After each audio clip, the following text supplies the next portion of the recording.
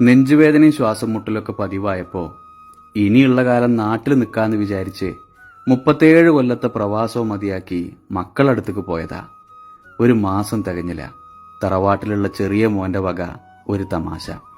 വാപ്പാക്കിപ്പം നല്ല സുഖല്ലേ, പണിക്കൊന്നും പോവാതെ കുട്ടികളെയും കളിപ്പിച്ച് ഇങ്ങനെ ഇരുന്നാ മതിയല്ലോ എന്ന്. അവനെ ഇടങ്ങേറാക്കണ്ടെന്ന് വിചാരിച്ച് മൂത്ത മോന്റെ അടുത്ത് ചെന്നപ്പോ അവൻ മുഖത്ത് നോക്കി കാര്യം പറഞ്ഞു. വാപ്പാ, നിങ്ങളെ പോറ്റാൻ എനിക്ക് പറ്റൂല, എന്നെ കൊണ്ടാവൂലെന്ന്. രാത്രി കിടക്കാൻ നേരത്ത് ഭാര്യ പറഞ്ഞു, എനിക്കിപ്പോ ഇതൊക്കെ ഒരു ശീലായി. ഇവരുടെ ഈ വർത്താനത്തിന്റെ മുമ്പില് നിങ്ങൾ ചെറുതാവണത് പക്ഷേ എനിക്ക് സഹിക്കൂല.